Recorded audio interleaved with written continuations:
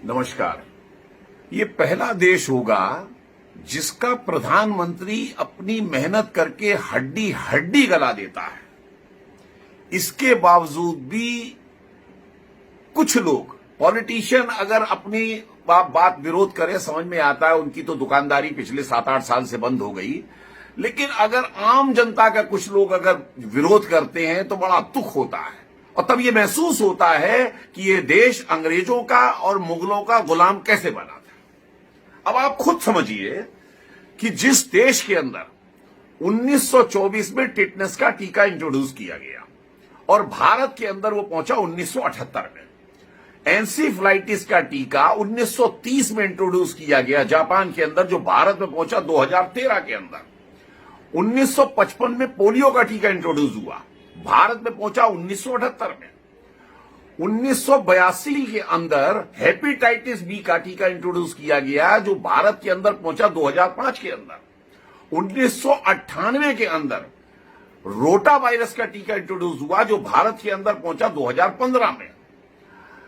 और जो कोरोना पिछले साल 2020 में हिंदुस्तान के अंदर आया, 2021 के अंदर भारत ने अपना टीका इंट्रोड्यूस कर दिया मोदी जी के नेतृत्व में, जिस पर गर्व करना चाहिए। उसकी जगह उस आदमी को गाली देते हैं।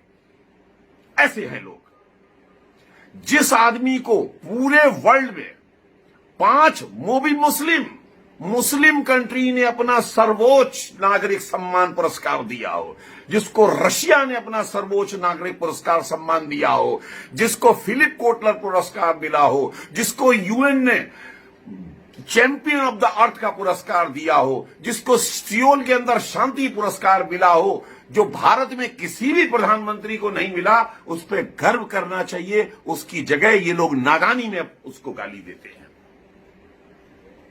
और तो और आप खुद समझिए, ये तो साक्षात बात है कि आज से यानी 15 अप्रैल को जब कोरोना वायरस का प्रकोप बढ़ा, ऑक्सीजन की कमी हुई, मात्र 4800 मैट्रिक टन इस देश के अंदर उत्पादन होता था।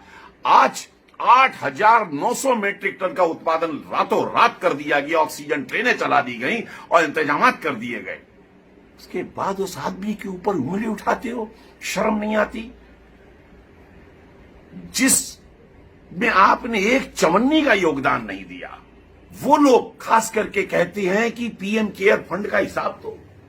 अब आप खुद बताइए, जिस पीएम केयर फंड ने 2200 करोड़ रुपया टीके में, 2000 करोड़ रुपया वेंटिलेटर्स के लिए, 1000 करोड़ रुपया प्रवासी श्रमिकों के लिए, 1000 करोड़ रुपया पीएसए ऑक्सीजन प्लांट के लिए, उसके अलावा 2 कोविड हॉस्पिटल बिहार के अंदर, इसके अलावा 1 लाख ऑक्सीजन कंसंट्रेटर के लिए खर्च किया हो, जो चौन्नी दुअन्नी देने वाले तो हिसाब मांग रहे हैं, जो 1500 जो लाखों हजारों करोड़ रुपया दे रहा है, उनको हिसाब की जरूरत नहीं है।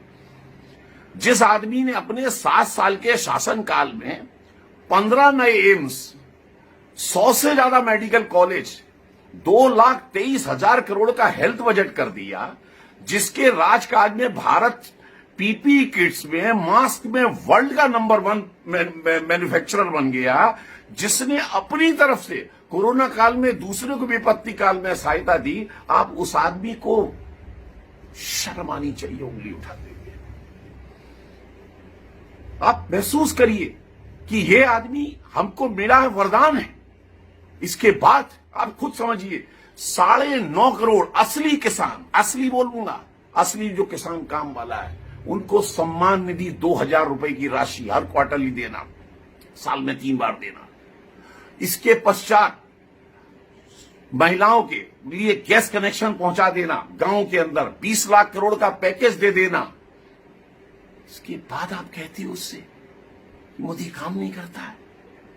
43,000 करोड़ रुपया जो आपने कर्जा, जो पुरानी सरकारों ने ईरान का हमारे देश के ऊपर रखा था,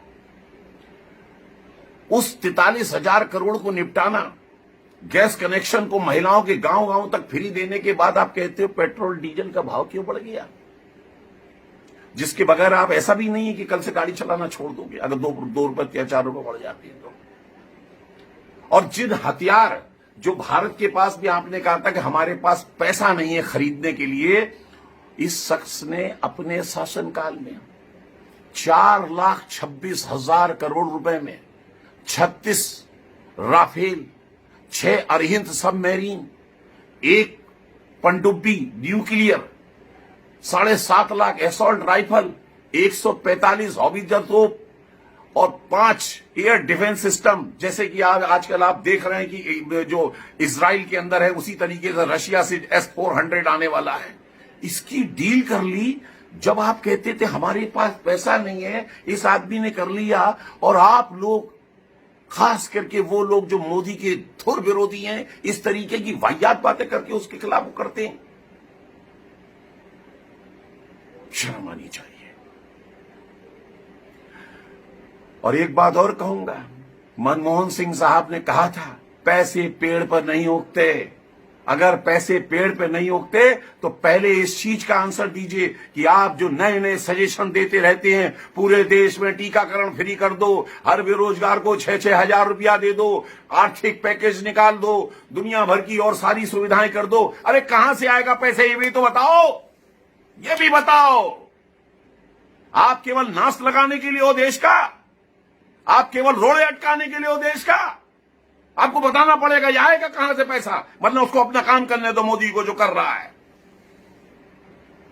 और मोदी जी, मेरा भी आपसे एक विनम्र निवेदन है कि आपने बहुत काम किया है रोजमर्रा, पानी का, शौचालय का, बिजली का, रोड का, सड़कों का, रेलवे का।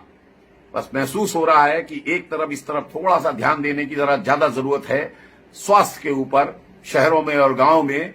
बस ये काम कर देंगे, किला फतेह हो जाएगा आपका। आपको सलाम हम जैसे सारे लोग मारेंगे। बाकी जिनको बेवकूफ है, जिनको कुछ आता नहीं है, जिनको समझदारी नहीं है, उसको कोई नहीं समझा सकता, क्योंकि मूर्ख और मृतक अपने विचार नहीं बदल सकता। जय हिंद।